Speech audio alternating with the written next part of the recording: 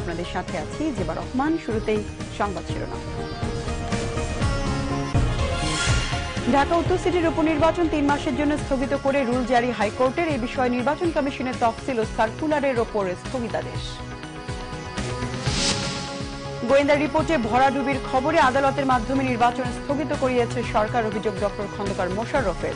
সরকারের কোনো যোগ সাজশ নেই, মন্তব্য ওবায়দুল কাদেরের। আগামী মার্চে উন্নয়নশীল দেশের সমকক্ষ হবে বাংলাদেশ, জানিয়েছেন প্রধানমন্ত্রী।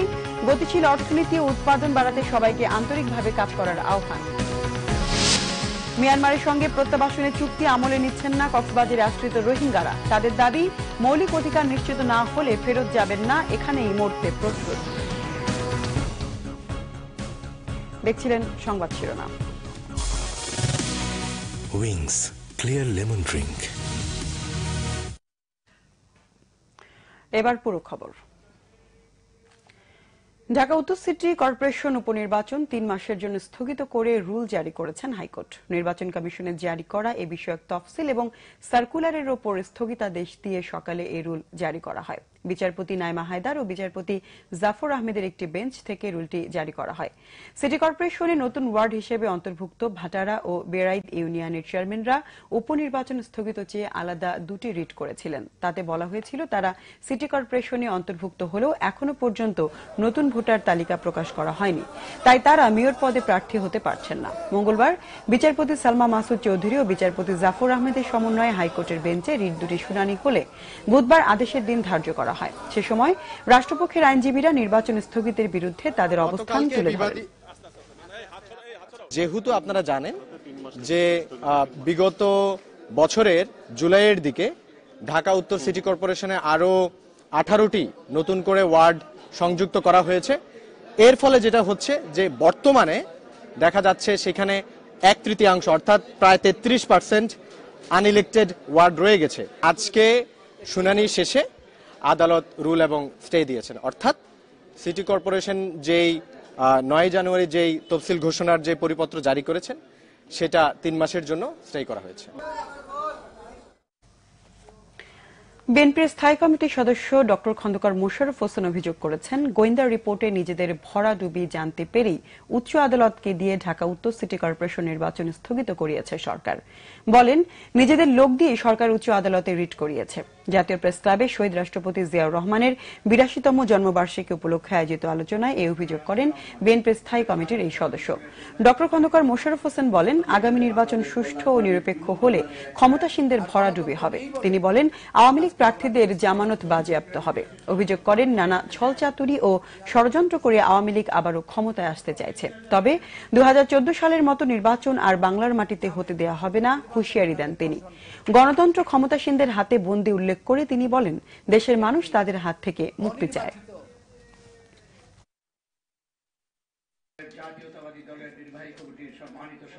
ঢাকা উত্তর সিটি কর্পোরেশন নির্বাচন, তাদের গোয়েন্দা সংস্থারা ইতিমধ্যে বহু রিপোর্ট দিয়েছে যে যদি নির্বাচন হয় তাহলে যেমনিভাবে একাদশ জাতীয় সংসদ নির্বাচনেও আওয়ামী লীগের কোনো পাত্তা থাকবে না, তেমনিভাবে এই সিটি কর্পোরেশনের উত্তরের নির্বাচন হলেও জনগণ ভোট দিতে পারলে সেখানে তাদের ভরাডুবি হবে।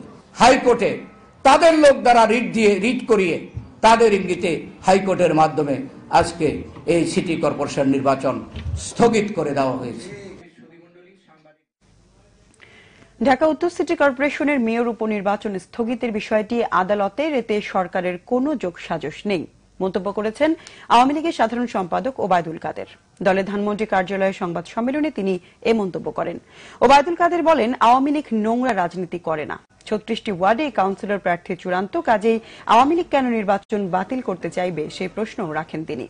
নারায়ণগঞ্জে সেলিনা হায়াত আইভি ও শামীম ওসমানের গ্রুপের মধ্যে সংঘর্ষকে অনভিপ্রেত ও অনাকাঙ্ক্ষিত বলে মন্তব্য করেন তিনি। জানান, তদন্ত চলছে। প্রকাশ্যে অস্ত্র দেখিয়ে যারাই দলের ভাবমূর্তি ক্ষুণ্ণ করেছে তাদের বিরুদ্ধেই ব্যবস্থা নেওয়া হবে। তিনি বলেন, বেগম খালেদা জিয়ার আবারও প্রধানমন্ত্রী হবার স্বপ্ন আগামী নির্বাচনেই চুপসে যাবে। সংবিধানের বাইরে যাওয়ার কোনো সুযোগ নেই, আবারও সাফ জানিয়ে দেন আওয়ামী লীগের সাধারণ সম্পাদক। সবকিছুতে সরকারের যোগসাজশ আবিষ্কার করেন কেন? তাহলে আমরা কাউন্সিলর কেন 36টা আসনে আমাদের কাউন্সিলরই আমরা গতকালই মনোনয়ন দিয়ে ফেলেছি। এখন আমরা আমাদের কাছে আছি, আমরা ঘোষণা দিতাম। এখন যেহেতু স্থগিত করেছে মাননীয় আদালত, সেখানে আমরা তো এখন আর এ বিষয়ে কিছু বলতে পারি না।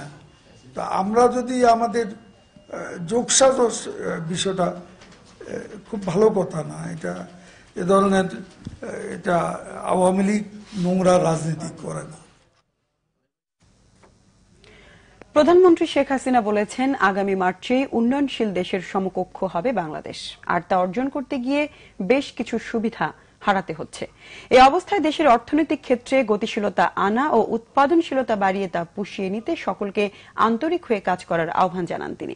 বলেন, টেকসই উন্নয়নের লক্ষ্যমাত্রা অর্জনে বড় চ্যালেঞ্জ অর্থের সরবরাহ নিশ্চিত করা। এজন্য উন্নত দেশগুলোকে আর্থিক ও কারিগরি সহযোগিতা নিয়ে এগিয়ে আসতে হবে বলেও বলেন প্রধানমন্ত্রী। রাজধানী ঢাকায় হোটেল সোনারগাঁয়ে শুরু হলো দুদিনের বাংলাদেশ উন্নয়ন ফোরামের সম্মেলন, যেখানে অংশ নেয় উন্নয়ন সহযোগী, দাতা দেশ ও বাংলাদেশের বিভিন্ন দেশের রাষ্ট্রদূত সহ বিশিষ্টজনরা। উদ্বোধনী অনুষ্ঠানে প্রধানমন্ত্রী শেখ হাসিনা বলেন, সরকারের নানামুখী পদক্ষেপে আর্থসামাজিক উন্নয়নের বিভিন্ন ক্ষেত্রে উল্লেখযোগ্য সাফল্য অর্জন করতে সক্ষম হয়েছে বাংলাদেশ। উন্নয়ন ভাবনা, কর্মপরিকল্পনা এবং তা যথাযথ বাস্তবায়নে বিশ্বে বাংলাদেশ এখন উন্নয়নের রোল মডেল বলেও মন্তব্য করেন প্রধানমন্ত্রী। তবে স্বল্পোন্নত দেশ থেকে উন্নয়নশীল দেশের সমকক্ষ হতে গিয়ে কিছু সুবিধা হারাবার আশঙ্কার কথাও বলেন। প্রথমবারের মতো 2018 সালে মার্চ মাসে ইউএনসিডিপি এর ত্রিবার্ষিক পর্যালোচনা সভায় বাংলাদেশ এলডিসি হতে উত্তরণের যোগ্যতা লাভ করবে। এলডিসি থেকে উত্তরণের পর বাংলাদেশ আন্তর্জাতিকভাবে উন্নয়নশীল দেশসমূহের সমকক্ষ হবে। তবে এলডিসি হিসেবে বাংলাদেশ বর্তমানে বেশ কিছু সুবিধা ভোগ করে, যা গ্র্যাজুয়েশনের পর বন্ধ হয়ে যাবে। অর্থনৈতিক গতিশীলতা বৃদ্ধি এবং কার্যক্ষেত্রে প্রস্তুতির মাধ্যমে আমাদেরকে তা পুষিয়ে নিতে হবে এবং আন্তরিকতার সাথে কাজ করতে হবে। বাংলাদেশ তার প্রভাব মোকাবেলায় কৌশলগত প্রস্তুতি ইতিমধ্যে গ্রহণ করেছে। শেখ হাসিনা বলেন, টেকসই উন্নয়ন লক্ষ্যমাত্রা অর্জনের চ্যালেঞ্জ মোকাবেলায় এগিয়ে আসতে হবে বিশ্ব সম্প্রদায়কেও। টেকসই উন্নয়ন লক্ষ্যমাত্রা অর্জনের বড় চ্যালেঞ্জ অর্থ সরবরাহ নিশ্চিত করা।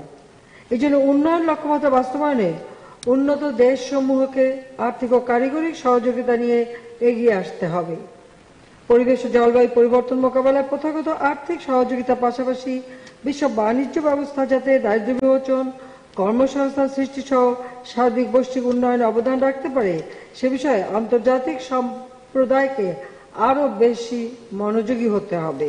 দারিদ্র্যমুক্ত ও সমৃদ্ধশালী দেশ গড়তে বাংলাদেশ উন্নয়ন ফোরামের বৈঠক ভূমিকা রাখবে বলেও আশা করেন প্রধানমন্ত্রী শেখ হাসিনা। সৈয়দ আব্দুল মুহিত, বাংলা ভিশন, ঢাকা।